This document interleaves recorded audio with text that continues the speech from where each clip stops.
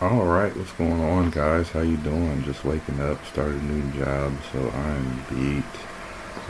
But I decided that I was going to put some things together for you, and that'll be coming together throughout the duration of this video. However, I did see an area that I did want to attract some attention to, in between me actually showing you what I'm going to show you. So the idea here is. Um, I was here. Look, if you guys can see this here, look at this. All right, can we not agree? This is the formations that we already found all over everywhere else. But then when you look at it, they have them actually deemed as mountains. You just kind of look at that. It just, right? I mean, they look, even from here, they look like a group of trees. They just grown like them, you know. So then I was like, well, let's go take a look at them. Look at these things. Look at that. See? Look at this here. Don't look at this. Don't look at the trees on top. Don't be distracted by that. Look at this here. Okay.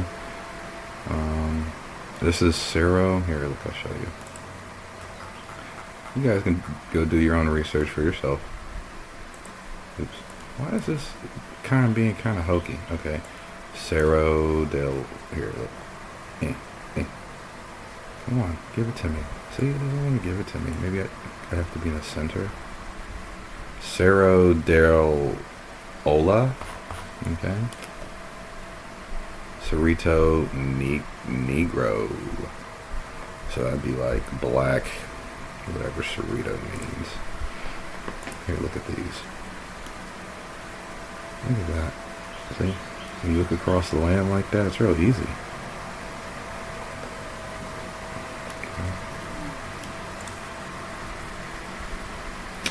They're saying global, I don't know what any of this means, but this is from Smithsonian, and they're calling this a volcano. Global volcanism program. We've already uncovered all this earlier in the series, but I do want to continue to highlight what I did go over, because folks may not feel like going back through my whole series. The first video, though, I do recommend everyone that checks my videos out, check out my first video. It's an hour long. The first 10 minutes are hard to hear. I was getting the bugs out. Try to turn it up to 200% if you can, or throw on some headphones for the first 10 minutes, because it's packed with information. And it develops everything. So really, if you're going to see any of my videos and you found this one by accident, at least check out the first one. World Tree Found. I don't know, episode 1. Forget what it's called. You can find it. It's my channel. Just click my name. Go find my first video in the Ancient Tree series. Check out my gameplay as well if you like it. If you like gameplay, if you're one of those hard to grow up kid types like me. What else here? But look at these things. Now, here's what I look at this. You guys know what type of image this is. Look at this. This is what we've been talking about. And so I just am looking for this, and then I get a picture of this. So, needless to say, we can probably go find this somewhere on the moon. If we can, either invert this or zoom in enough, we can probably find this region right here, just like we found this. The people that created this image just used the topography map, and then edited it that way like Sturgis did. But just look. Here's another thing. Of Nascentius e Ola. Look at it. I mean, it's clearly,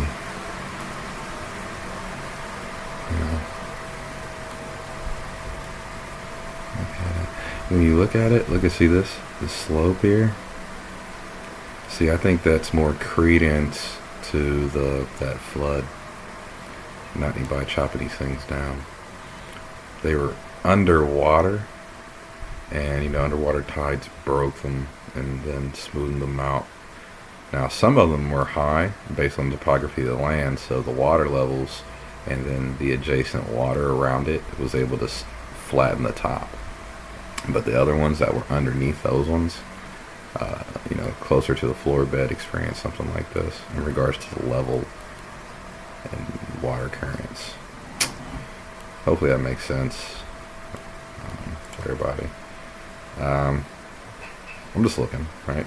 Look at these things. When they stick and jut out of the land like this, when you see these large images, it just, I guess, we've all been on this research so long, it just makes it starting to make sense. Starting to make sense. You see how the striations go this way? What if the tree, because it was waterlogged, bent over, and then the water levels came down, right? And then that's why we have this. You know what I mean? There's a lot of ways we can get these features out of petrified trees. Assuming that the water levels were like, let's just say, I don't know, 10,000, or however high this is, to cover everything. At least temporarily. I don't know how long. But, yep, that's the first piece of this video. This is over in Salt Lake City, New Mexico. This is Arizona, Mexico area. And this is just a nice little group here. They always stick out. Here's another one. Ooh, look at this one. What is this? Okay. See, this is where I get lost in these, because as I said before, Turkey Mountains HP. The earth really is beautiful and it's filled with infinite beauty. So, beauty, whatever. What did I just? The Turkey Mountains HP. So I'm gonna place you on hold. I'm gonna see if there's anything cool out there, because I still need to get to what I'm actually here to do. Bear with me. Hey, here's another one. This is in New Mexico. I want everybody to check this out. This one is large, guys. This one is large. I need to do some sort of size comparison, but I'm just looking at this. This thing is big. And this is called Turkey Mountains. And we're going to go ahead and get a size reference real quick here.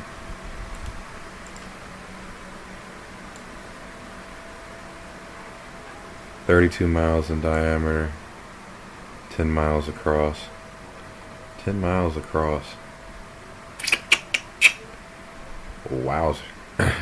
Wowzers. So look at this thing, guys. Isn't that something? 30 miles. 30-mile base. That's a tree stump. I mean, we can say it's whatever. I don't know, guys. This is a tree stump. But look at this. And it's ground down. That's, because as the water level came down, this was all flat. So the wind would still flatten it. Because I bet you the rest of this region is flat too. And this is like the highest point right here. Or this is a slope somehow. Look at this thing. It's so big. Look at this. Look at that. So, alright, let me get to business. I'm probably going to look more at this.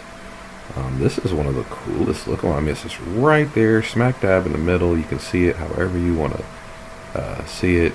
It's right there for the world to see. I think this one is, oops, let me move this thing. Move. Anyways, let me get to work. Alright, here we go. So what I was going to do was draw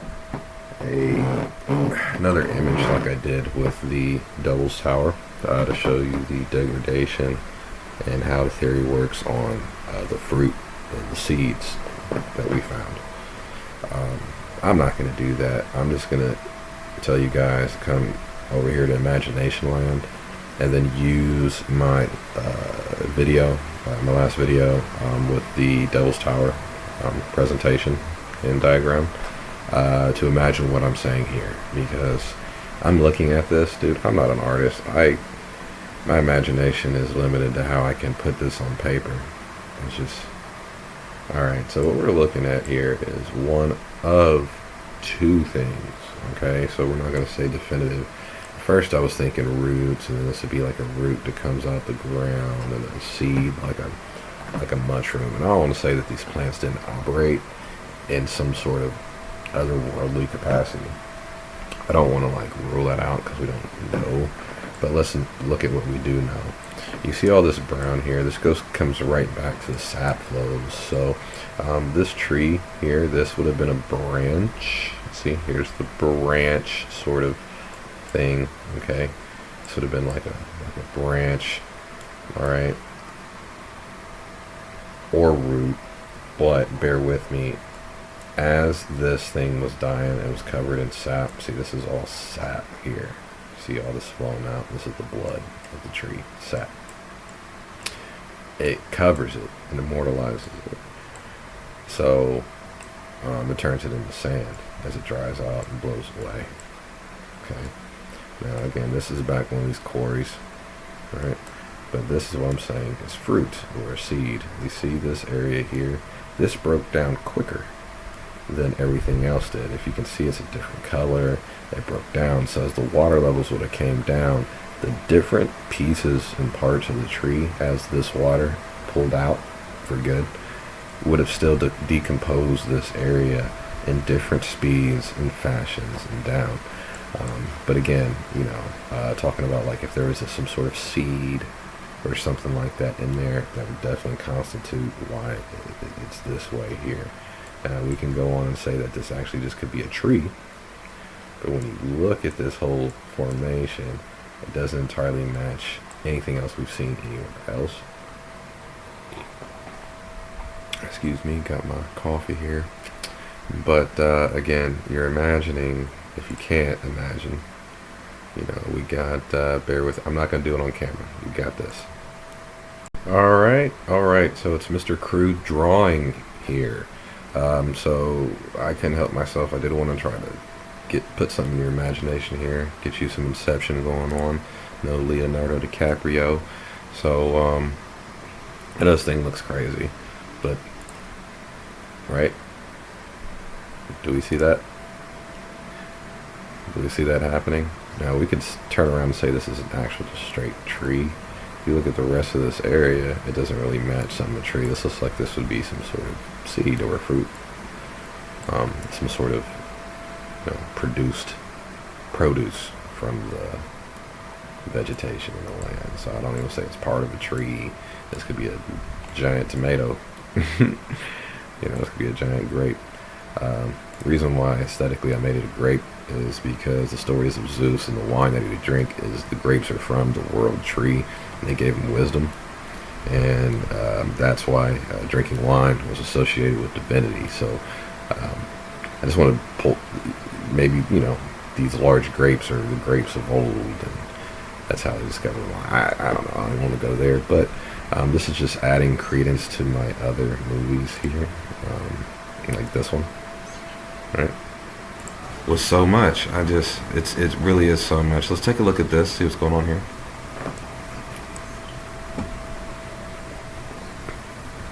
Okay, so this one did get carved out. See, this got carved out. These got left on top. Okay, now this would have been a flower or a seed. I forgot to say that. This could have been a flower, because when I first looked at it, it does look like some sort of like dandelion. So maybe that's what it is. When we talk about flowers and fruit and vegetation, a dandelion's flower, dandelion's fruit is the bloom and the seed. So we don't want to assume this is something that we can just like eat, right? Like this could be all kinds of things that happen with plants. But if you look at it, the structure is different. And again, I'm chewing away at the theory that ancient aliens here are large machines drilling this area out. So that's the only point of doing this. Not to say I prove that this is a seed or a flower, but based on my theory, this is something else. And it still doesn't make sense that any large machinery is here chopping these things down. All right. I think that's all I got for today. Seriously, I'm just trying to add some clarity to everything here. This is a lot of stuff going on, a lot of stuff for me to digest. Um, Anybody that's been following me, I would love for you guys to start your own research, and let me know, and I'll come check you out. I love to hear everyone's ideas.